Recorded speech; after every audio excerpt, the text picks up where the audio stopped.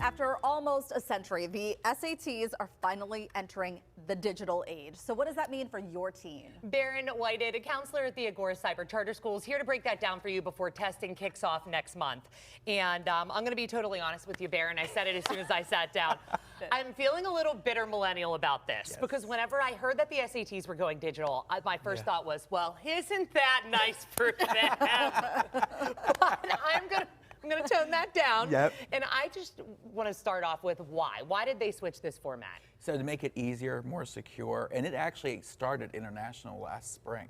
And then the PSATs, like a lot of 10th graders, the fall of the 11th grade, they took the digital in the fall. And SAT's been going all around all year, but now, March 9th, is the first digital for SAT. Wow. It's crazy. That really is. It makes a lot of sense. It does. But it is, because we know how easily computers can also be hacked. So it's like, there is that component of it too. So how does it look? Is it something that you're doing on a device that's given to you? Are you doing it at home? So you have to check with the testing site, because what happens is you can a lot of times bring your own school device, but there is certain things you got to download first. There's something called Blue Book. And that's an app that the student will download like 5 days before they actually take the test. And it gives them practice sessions, and it also, that's where they're going to get their admissions ticket from. So, but again, check with the testing location, because they may already have school approved, laptops that they want you to use. And I always say, make sure it's fully charged. You don't want to be right in the the session of it. and it just, breaks down. And the test is going to be shorter. It used to be 3 hours. Now it's only 2 hours and 14 minutes. I think those kids are going to miss the Scantron. I think they're going to miss those tiny little holes. There's just something nostalgic. You're like, why am I having arthritis? So sweaty. At 18? Yeah. So sweaty. Just like, let's do this.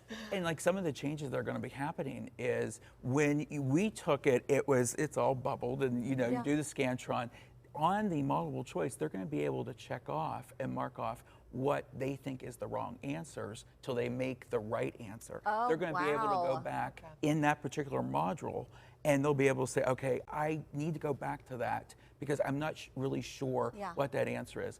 Each question, they're going to have more time devoted. One of the other changes too is about using a calculator on the math section. You're going to be able to use the entire calculator for the entire math section.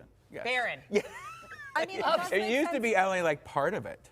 Yeah, you did have that section that you could use. And there's going to be a built-in calculator when you download the Blue Book. I will be honest, it makes a lot of sense. I mean, last night, even just doing homework, Lila asked Alexa a question for her. Good for her. She's savvy. But we all have these devices with us at all times. So yes, there's some stuff that we need to know.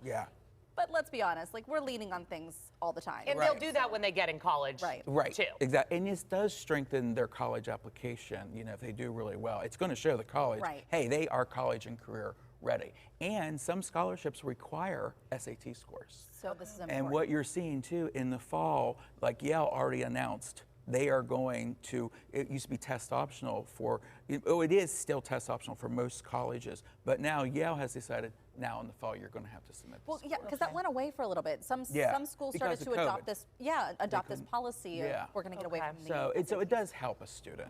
It does. Now, here, devil's advocate. So we make a shorter, I'm so sorry. I'm thinking of it as a mom.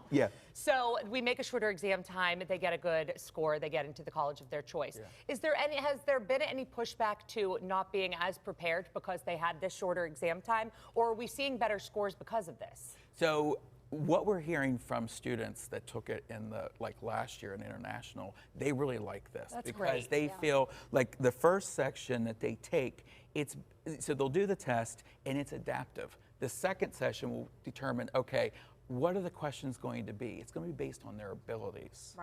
So I do like it. So it's really, important. So a couple other questions. Resources available to help them prepare? Yes. Are those still available? Yes. Collegeboard.org is where they actually sign up for the test. Okay. And then on there is practice exams. Khan Academy is also another good resource. They set up an account. They can get a lot of good help. And how about the results? Any quicker because it's all done online? Yes. So it used to be, 6 to 8 weeks. Now it's like a couple days. You'll get the test results back. Good for them. At least you know. Yes. And then that gives you a lot more time to retake it if you need to. Exactly. All right, great stuff. I am happy for students, I will say.